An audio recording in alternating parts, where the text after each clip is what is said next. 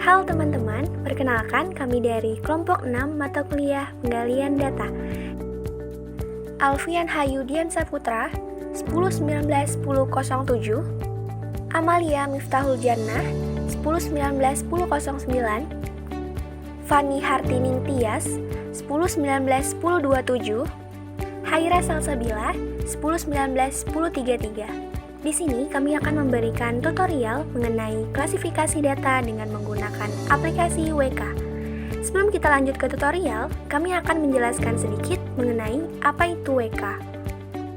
WK, Waikato Environment for Knowledge Analysis, merupakan sebuah aplikasi data mining open source yang dikembangkan pertama kalinya oleh Universitas Waikato di Selandia Baru.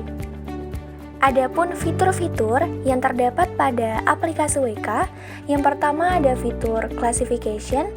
Jadi, di dalam aplikasi WK, terdapat banyak algoritma yang mendukung untuk proses klasifikasi sebuah objek serta pengguna dimudahkan dalam melakukan implementasi secara langsung. Pengguna juga dapat melakukan load dataset, melakukan pemilihan algoritma untuk klasifikasi, kemudian diberikan beberapa representasi data yang mewakili hasil akurasi tingkat kesalahan dari proses klasifikasi. Kemudian, untuk fitur yang kedua ada regression. Regression merupakan sebuah proses yang dapat melakukan suatu prediksi terhadap berbagai pola yang sudah terbentuk sebelumnya yang dijadikan sebagai model data. Tujuan dari regression sendiri adalah menciptakan suatu variabel baru yang mewakili suatu representasi perkembangan data pada masa yang akan datang. Nah, aplikasi WK ini mendukung proses regression dan hal tersebut dipermudah dengan user interface atau user experience yang sederhana. Selanjutnya, untuk fitur yang ketiga ada fitur clustering. Nah, clustering ini merupakan salah satu cabang konsep dari unsupervised method dari machine learning yang bertujuan untuk melakukan pengelompokan data dan juga menjelaskan hubungan atau relasi yang ada di antara data tersebut. Kemudian, clustering ini juga memaksimalkan kesamaan antar satu kelas atau cluster, tetapi meminimumkan kesamaan antar kelas atau cluster. Clustering ini juga digunakan untuk analisa suatu data dan diharapkan menghasilkan suatu representasi data yang mewakili suatu pola yang terbentuk akibat relasi yang ada di antar data. Nah, di dalam aplikasi WK ini juga tersedia beberapa pendekatan algoritma untuk menangani permasalahan clustering. Dan pada fitur ini juga terdapat bagian kesimpulan dari proses clustering data yang memberikan secara garis besar perhitungan dan hasil yang diberikan dalam implementasi algoritma clustering. Kemudian yang selanjutnya ada association rules. Nah, association rules ini merupakan metode yang digunakan untuk menemukan berbagai relasi antara banyaknya variabel yang terdapat di dalam sebuah basis data dengan jumlah yang besar. Selanjutnya ada visualization. Visualization ini merupakan sebuah fitur untuk memberikan sebuah representasi data hasil sebuah proses data mining dalam bentuk gambar atau chart yang juga dapat dilakukan pemilihan berbagai parameter yang mendukung dalam membentuk representasi data yang ada dalam aplikasi WK. Baik, sebelum kita melakukan klasifikasi data dengan menggunakan aplikasi WK, langkah pertama yang dilakukan yaitu mendownload dan menginstal aplikasi WK terlebih dahulu pada website. Kemudian, kita klik free download dan kita tunggu sebentar hingga proses download selesai.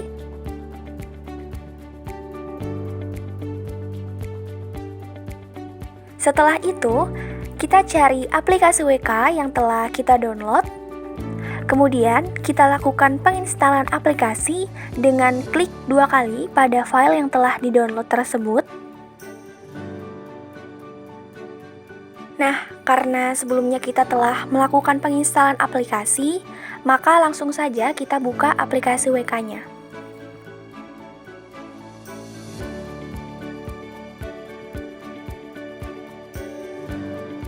Berikut tutorial mengenai klasifikasi data dengan menggunakan aplikasi WK. Pertama, kita buka aplikasi WK terlebih dahulu. Pada tampilan terdapat pilihan menu Explorer, Experimenter, Knowledge Flow, Workbench, dan Simple CLI. Kemudian kita pilih Explorer. Setelah itu, akan tampil menu preproses dan kita akan memilih file yang akan kita gunakan dengan mengklik Open File, lalu kita mencari dokumen atau data yang akan kita klasifikasikan. Di sini, kita menggunakan data hewan yang terancam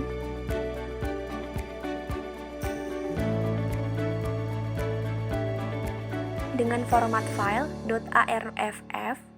Nah, di sini akan muncul data-data apa saja yang terdapat dalam file tersebut.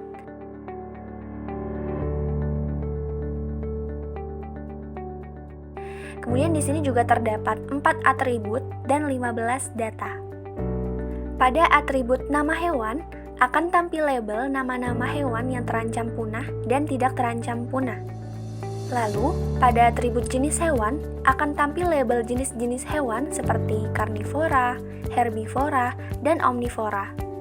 Lalu, pada atribut usaha pelestarian, akan tampil label iya dan tidak. Apakah hewan tersebut telah dilakukan usaha pelestarian oleh pemerintah atau tidak? Kemudian pada atribut kondisi, akan tampil label terancam dan tidak terancam. Untuk preproses, kita hanya perlu memasukkan sumber data yang akan kita olah.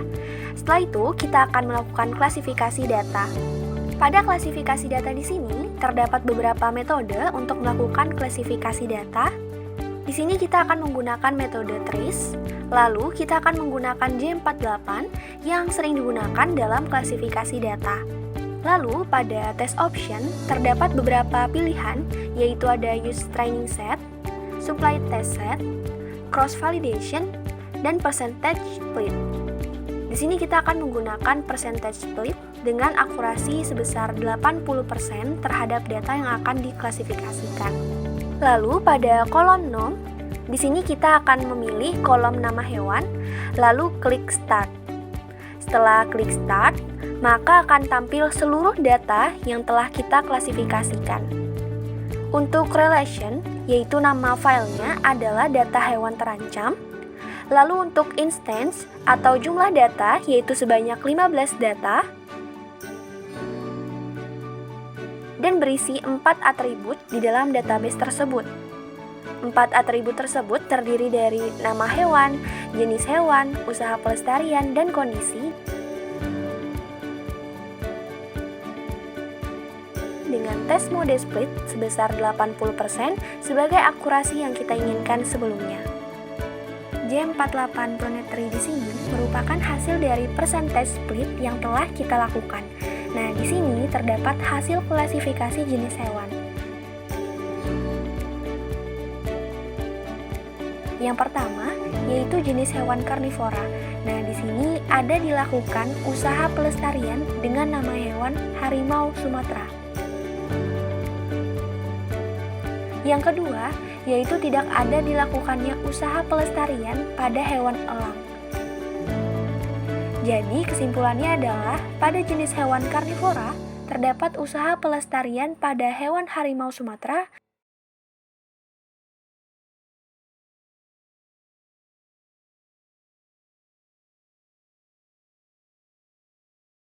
dan tidak terdapat usaha pelestarian pada hewan elang.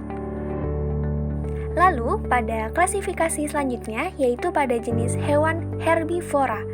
Yang pertama, terdapat usaha pelestarian dengan kondisi hewan tersebut terancam punah, yaitu hewan gajah Sumatera. Dan yang kedua, yaitu dengan kondisi hewan tidak terancam punah, yaitu hewan sapi. Selanjutnya, yaitu tidak ada dilakukannya usaha pelestarian, yaitu pada hewan banteng. Selanjutnya, pada klasifikasi jenis hewan omnivora, terdapat orang utan. Nah, jadi kesimpulannya adalah di sini terdapat 3 jenis klasifikasi, yaitu yang pertama, jenis hewan karnivora, kedua, herbivora, dan ketiga, omnivora.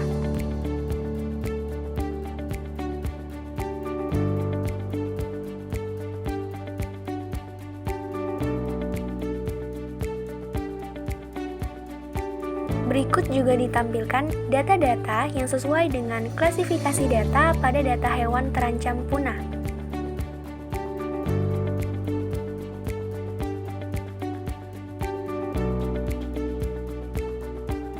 Selanjutnya, kita juga dapat melihat data tersebut dalam bentuk diagram dengan cara pada hasil result list dapat diklik kanan, lalu pilih Visualize Tree. Nah, maka aplikasi akan menampilkan tree diagram. Pada atribut jenis hewan terdapat 3 klasifikasi, yaitu karnivora, herbivora, dan omnivora. Kemudian, pada jenis hewan karnivora terdapat atribut usaha pelestarian pada hewan harimau Sumatera dan tidak ada usaha pelestarian pada hewan elang. Kemudian, pada jenis hewan herbivora, terdapat atribut usaha pelestarian dengan kondisi terancam punah pada hewan gajah Sumatera dan tidak terancam punah pada hewan sapi. Selanjutnya, terdapat tidak ada usaha pelestarian pada hewan banteng. Nah, kemudian pada jenis hewan omnivora, terdapat hewan orangutan.